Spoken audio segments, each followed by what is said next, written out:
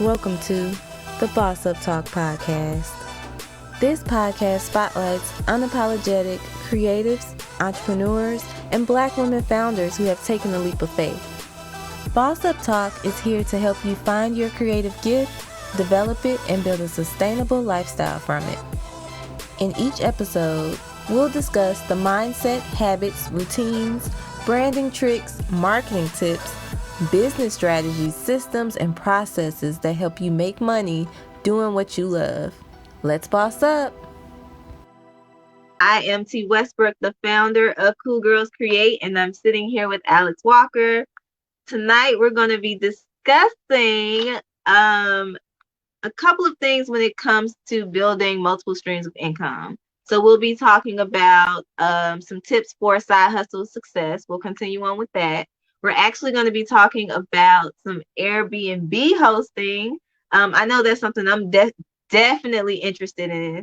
We'll be talking about freelancing and basically how you can transition from a person who has a side hustle to a full-time creative entrepreneur. So, with all that being said, welcome to tonight's Boss Up Talk. And Alyx, go ahead and introduce yourself and tell us what you do. All right. Hey guys, my name is Alyx Walker, and I consider myself a creative entrepreneur, but some people would consider me a video director.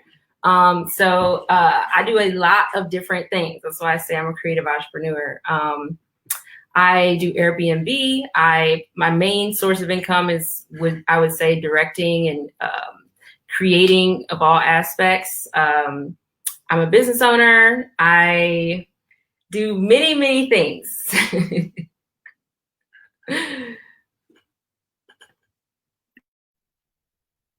Right. So that's what I know you for. So before we get into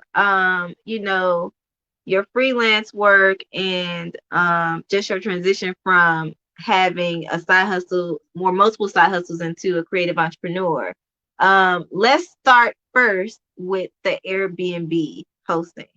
So how did you get into that?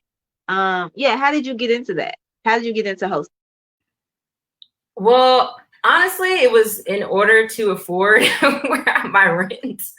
I got into it because I was actually supposed to move into, like, when I moved down to Atlanta after I quit my job and things like that, I had to move out of like the temporary space that I was in. And so I agreed to be a roommate with one of my good friends, but it turns out that she, I don't even know. I don't think she got cold feet. I just think she had like some plans, like her family was helping her out and stuff like that. So she kind of went a different direction. Like it was kind of last minute. So I just had to, I had looked at this space already. This is a 2-bedroom house, and the landlord is a private landlord. So he was like really cool. And I just asked him like, hey, I know I'm going to be by myself and you guys want a certain, they look at your income when you come in. I obviously just quit my job, so I didn't have an income to show him. I was just like, I'm just hustling out here. So I just made an agreement with him. I was like, what if I Airbnb this place? Like, what if I just make it Airbnb? And he was like, that's cool. And so I started it, and the more I got into it, the more I learned about it. And I was like, okay, this is actually like a real source of income. Like, this isn't just something that I do for fun. Like, this is like a business. And so that's basically how it started. That's great. So I guess my first question is, what are some of the steps you took to get started? Being that you didn't have a lot of background on actually hosting, what were some of the things that you did to get started? I would say I YouTubed a lot. I wanted to make sure this was even something that I even wanted to do, because I always thought Airbnb, like, I didn't want like people in my house or anything like that. Like I didn't know what type of people I would be inviting here. But then like I learned after a while that it has a lot to do with how you set it up. Like your decor really dictates who books your space.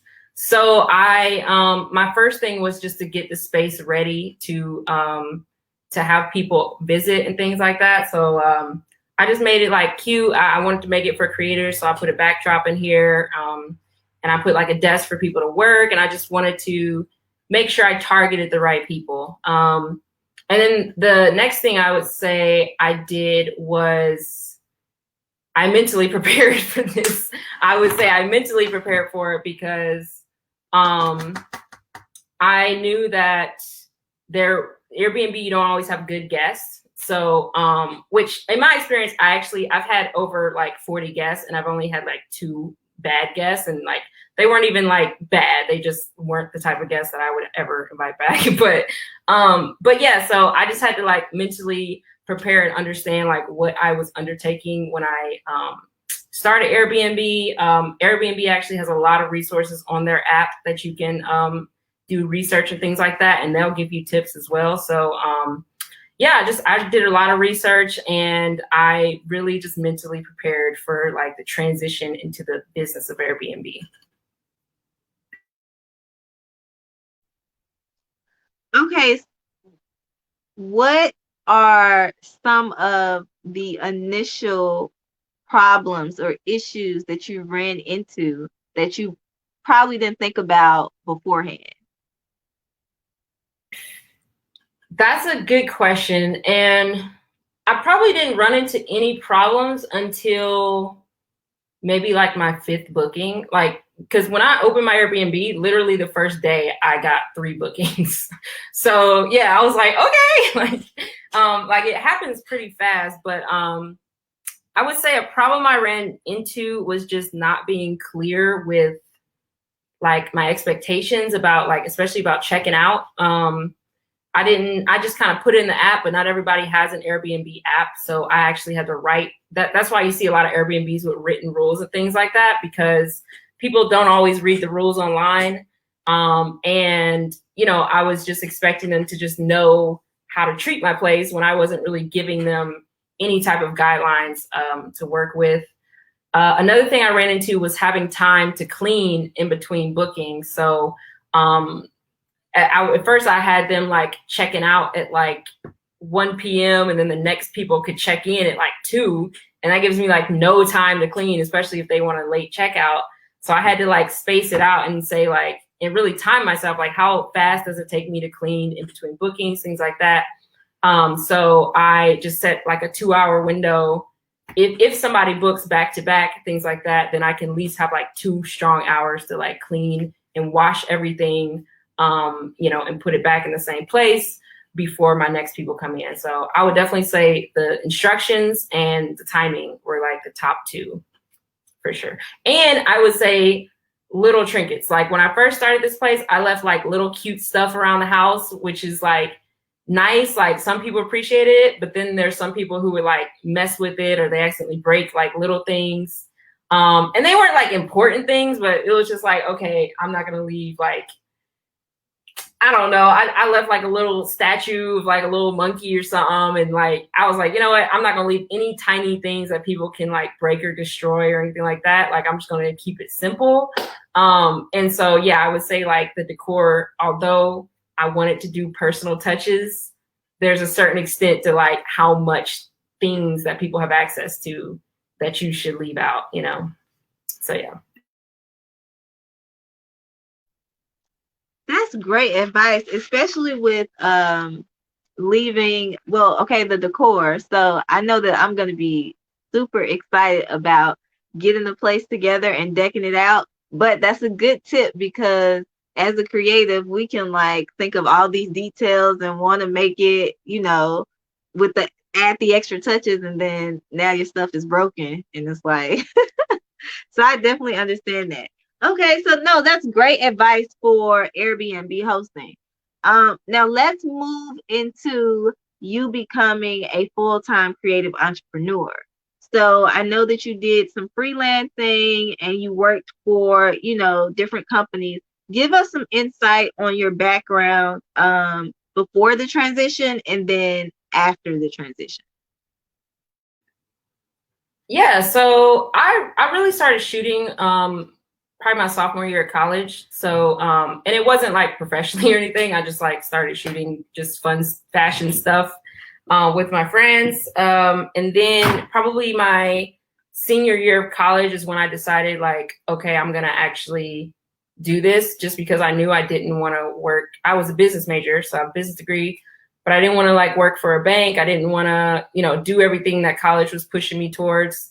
So I really just had to, I had to just decide to just do it full time. And that's what I did. After college, I moved, in with, one of my friends, as a roommate. And then it turns out, like, when you move in with your friends, things happen and then you're not friends anymore. But that was actually a blessing, because I was like never home and I did nothing but work on my business. Like, I was just out shooting, out working, things like that. And then it really just grew from there. So I would say, like, coming out of college, I still had a job at American Apparel at the time. So I worked there full time, and then I basically slowly transitioned out. Like, I kind of lowered my hours.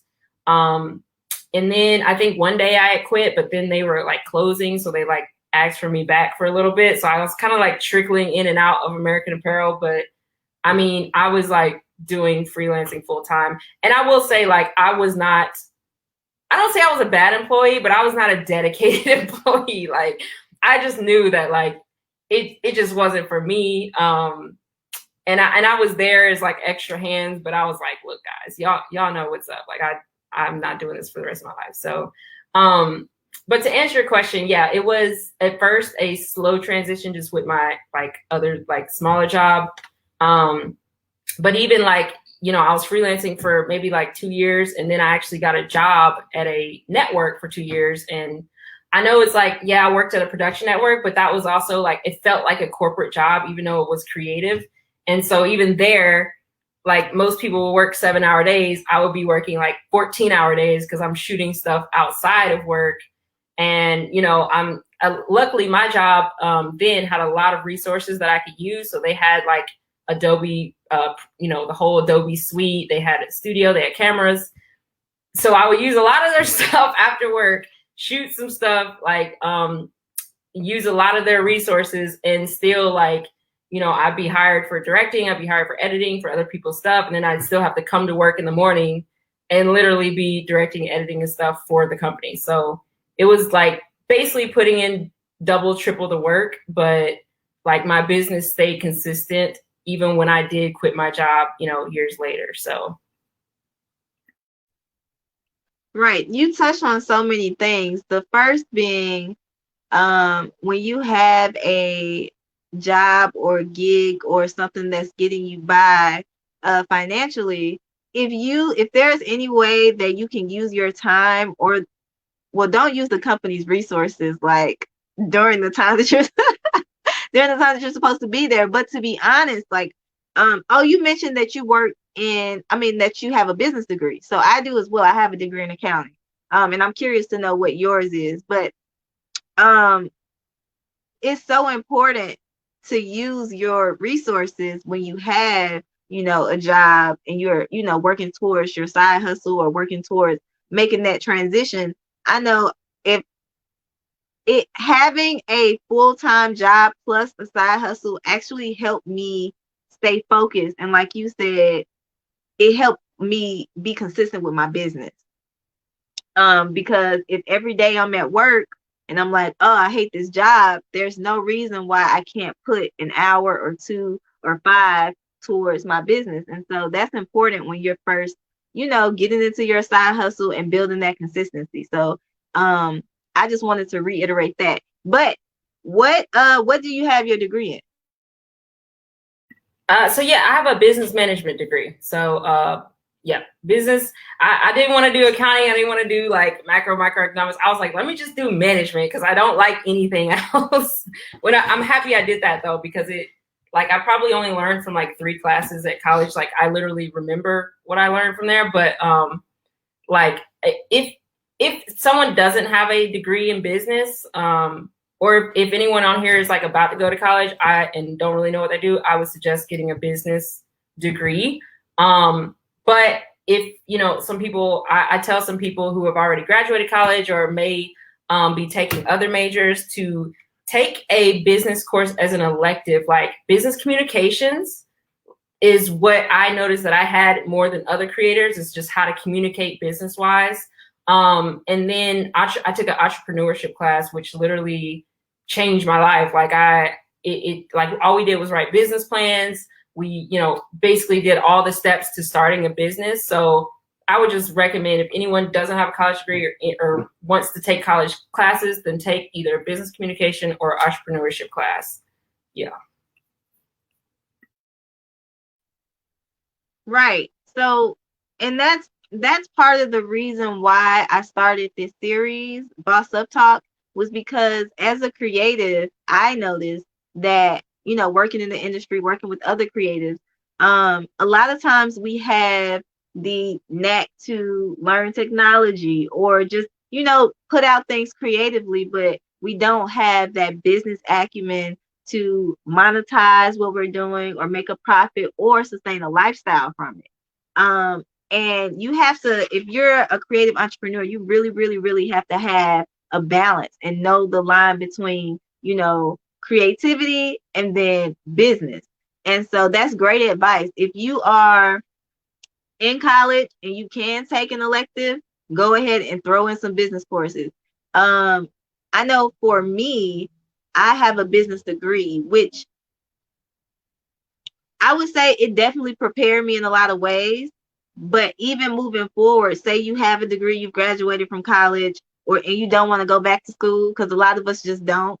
We feel like it's a waste of money, a waste of time.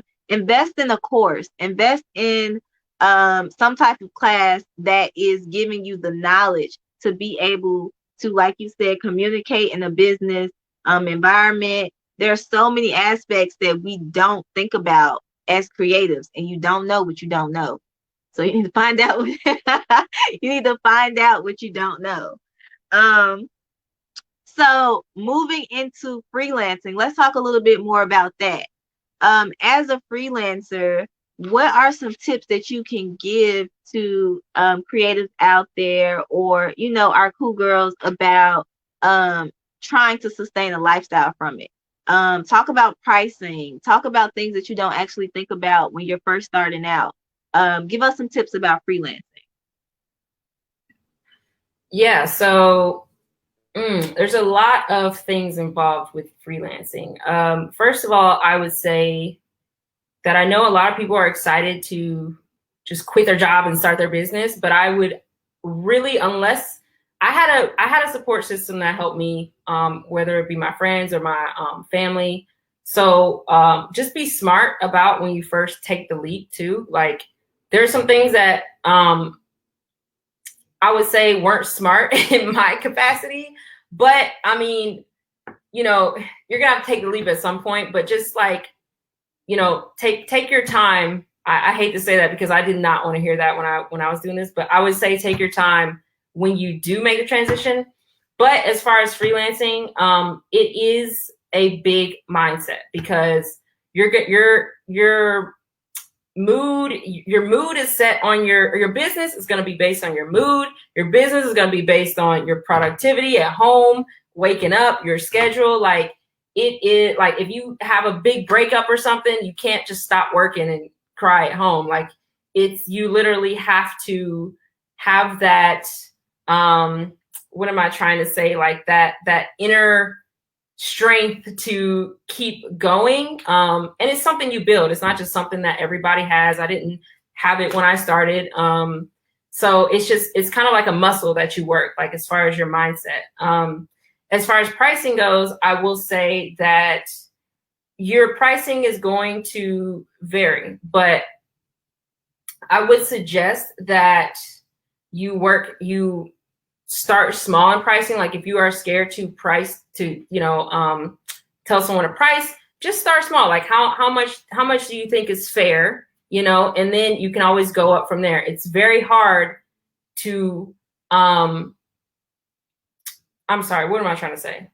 It's very hard to like have a high price and if you don't really know why your price is set at that price, it's hard to communicate that with a client and get a new client on board when you don't really know why you're pricing things like that. So I would say like do a lot of Googling. I think I Googled how much does a videographer make a year or something like that, which is very inaccurate, but it's just a good like model, like get other people's opinions. I would definitely say to shadow somebody who's in the same realm as what you're trying to do. You may not want to do exactly what they want to do, but if you can reach out to them, take one of their classes, or just do a lot of research on them, then you'll get a lot of answers as to like what direction you want to go and how to move with your business. But a lot of it is mindset and just really like being disciplined. It takes a lot of discipline, I will say. You're definitely right. It takes a lot of discipline and perseverance. When it comes to, because you're your own boss essentially. So, all the excuses of I don't feel like it, I'm tired, I got a headache, my man ain't acting right, the kids are getting on my nerves today, like whatever it is, you have to bypass that and continue to, persevere because you're your own boss. The other advice that I just wanted to add on to when it comes to pricing, I get a lot of questions about pricing from, up and coming graphic designers or up and coming videographers. And the answer that I always give them is to, one, think about how much time you are going to be putting towards a particular project for a client. So my ultimate goal as someone who is on track to become a millionaire is to stop trading my time for money, right? So as a freelancer, it's always going to be a push and pull about that. And so you really want to make sure that you're thinking about the time you're investing in a project, because that's time away from something else that you could be making money. So think about that when someone's asking you, hey, I want you to do a video for me. Okay, how much time is it going to take for me to shoot that video? How much time is it going to take for me to edit it? How much time is it going to take for us to go back and forth about those edits? What equipment am I using? Is there a monthly subscription that I'm paying for to edit? All those things go into pricing. So you have to think about that, the time that you're committing, and then all of the other nuances that you're using. How much does it take to maintain your camera? How much does it, what are you paying for extra as far as studio? Or take all those things into consideration. The other thing I wanted to say about pricing was just to add on to what you said, make sure that you have an answer for the pricing that you're providing, whatever your future customer is. So it's not so much about how expensive a product is or your services is. It's more so about what is the quality of the work that you're providing and what can you show for the price that you're asking for. So if I'm a client and you're telling me, oh, it's $2,000 to do such and such and such, then as a freelancer, you need to know in your mind, or have it somewhere strategically planned out. These are the things that it takes to produce this type of product. And this is what you're paying for. You're paying for the experience of working with such freelancer, blah, blah, blah. So I wanted to add on to that. Okay, yeah. Yeah. I do want to add too, like when you put that work in to price something and you're like, okay, this is my price, stick to that price too. There'll be people who you pitch that price to and they'll be trying to be like, okay, well, give me an itemized list to see why that price is that. And then let's take these little pieces out so it can be cheaper. But you need those pieces to like do a good job. So like, don't, and I've done this and made so many mistakes doing this, and every single time I did it, it was a problem. But don't sacrifice your workflow. Don't sacrifice how you best create, or how you can create a quality product just because somebody wants a cheaper price and you may really want to work with them or something. They're just not the client for you. Like that's period. Even if you're at the beginning, like there are people who will pay the price because they believe in you as a creator. That's what you really like need to be confident in. Like, okay, I know what work I produce. Like whether you've done this for free all before, you still have some type of portfolio if you're pricing yourself, to say like, I can stand on my work. This is how much it costs. Just because I want to work with you doesn't mean that you don't have to pay this price. Like, it just is what it is. Right. Don't shortchange yourself in whatever services or products that you're providing. So I totally agree with that. The price is the price, okay? The price is the price. That's it. Um, so to close this out, the last portion of this, I wanted to talk about some tips for side hustle success.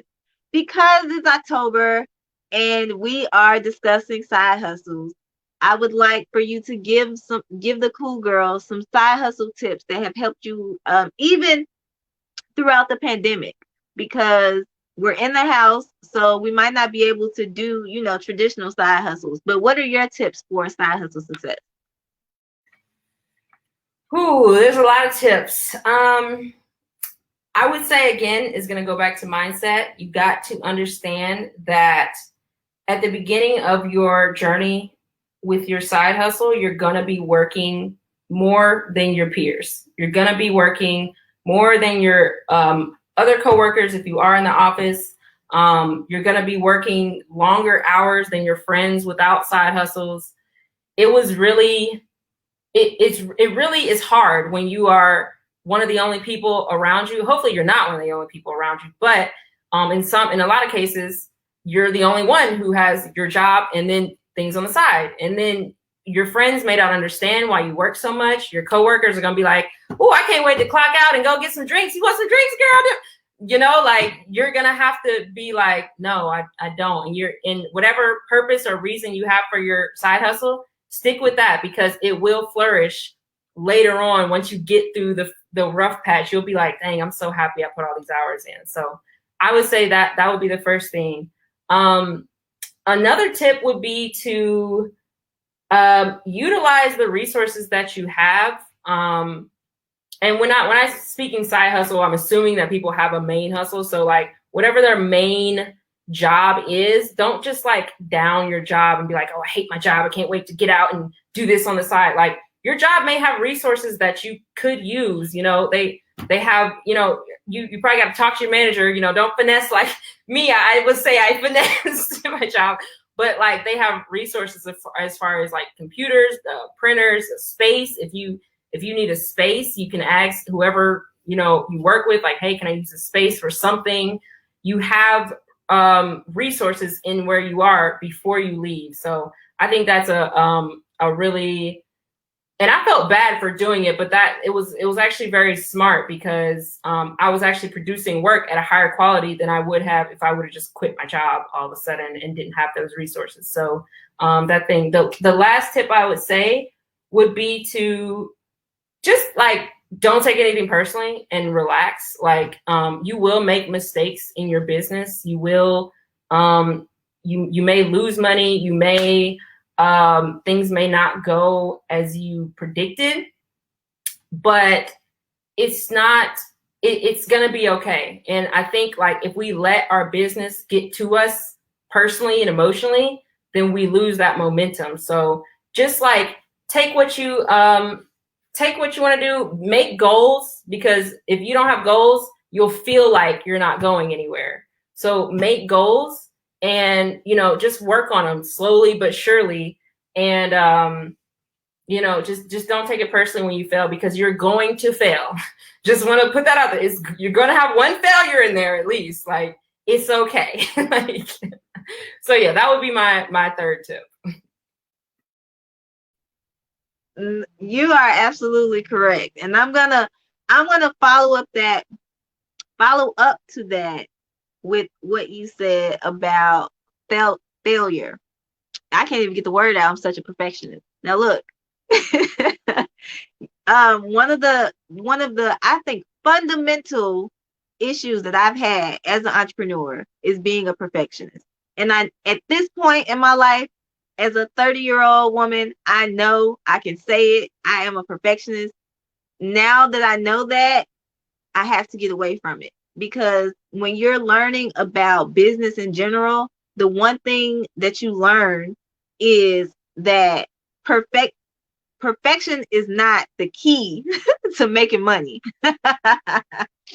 So what I mean by that is, if you are spending so much time on producing whatever it is that you're producing, whether that's content or you're a freelancer or you have a business, you're spending so much time to make it perfect that you're taking away from time where you're supposed to be investing that into other aspects of your business, then you're not doing business right.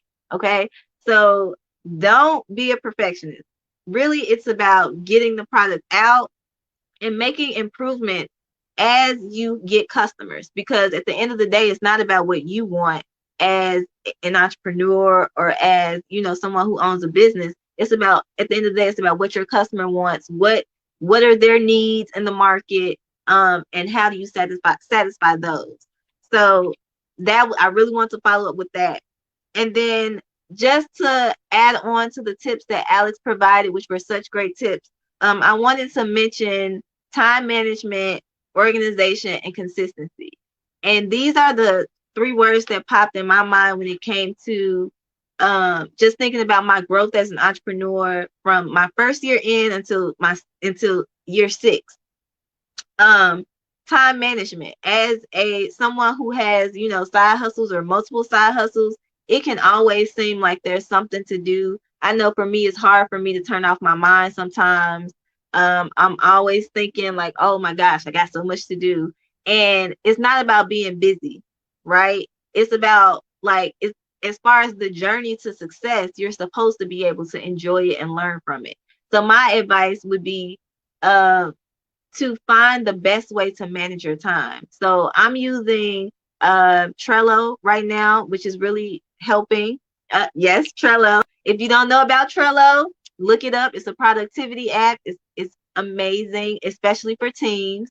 And then I also implemented a daily and weekly schedule with Google reminders that my husband are using. So on the calendar, I get a reminder every hour or 30 minutes, whatever the block is, and say, hey, this is what I'm supposed to be focusing my attention on for this amount of time. So that's been extremely helpful. The next thing is organization. So yes, everybody's going to start at a certain point. The goal is to get to whatever our idea of success is.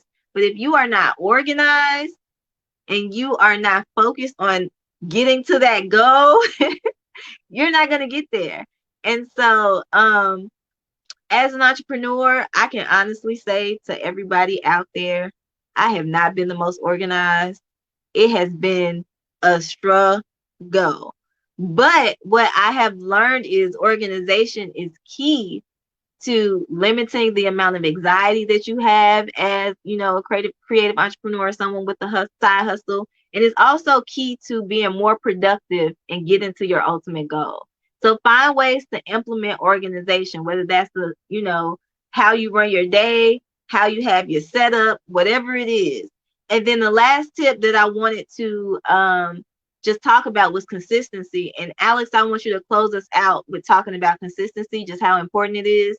But my advice about consistency is, when you first start out, you're going to get discouraged in so many ways, right? And you're not going to have an audience. You're not going to have, you know, the following. You're not going to get the sales that you think that you deserve first starting out.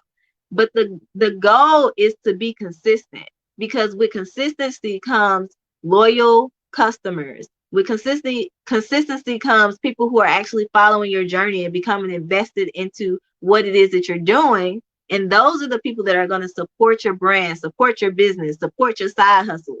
And so even with, if you think about having an Airbnb or being a freelancer, like, all of that is about consistency. So if you have an Airbnb or you're renting a space, I know you're thinking about, okay, I want to make sure I have consistently good reviews. I want to make sure that I have consistent time where I'm making sure that the place is clean, you know, throughout bookings, all those things. So consistency is key to success.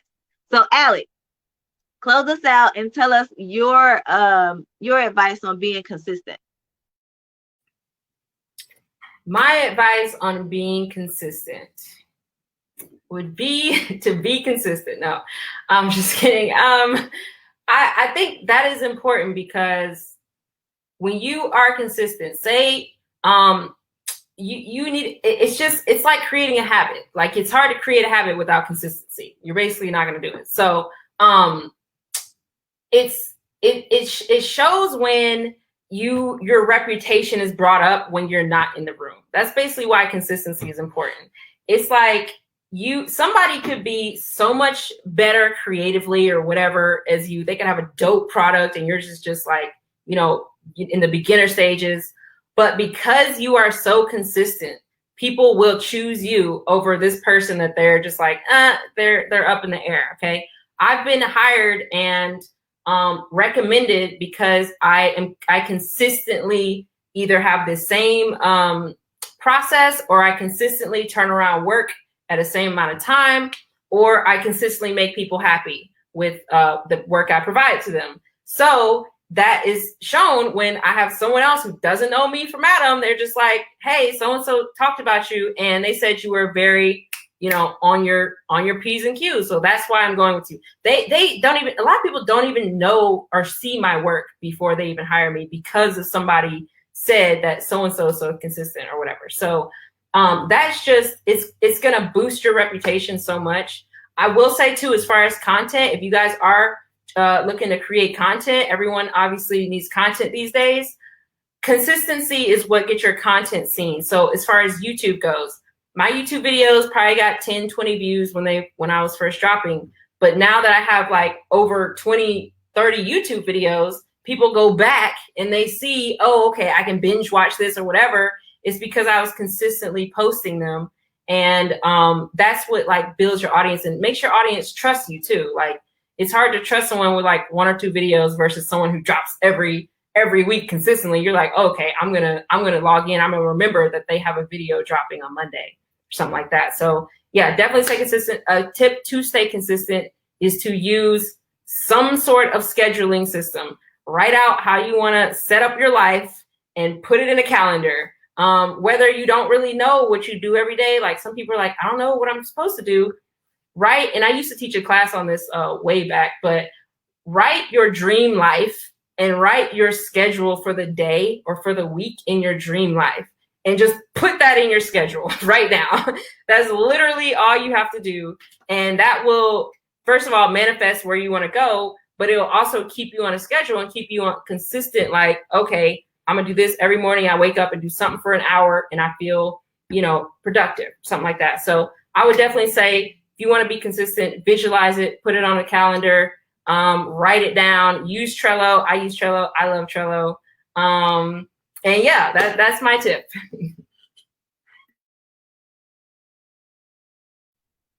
Well, thank you so much, Alyx. This was such a great conversation. And like we could talk and talk and talk forever. But thank you so much.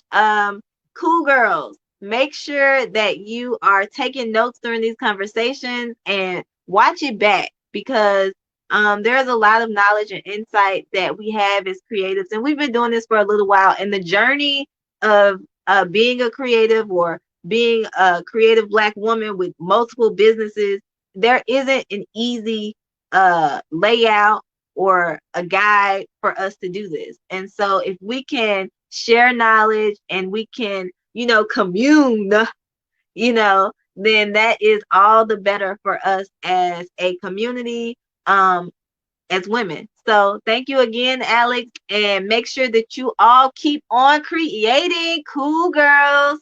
Signing out.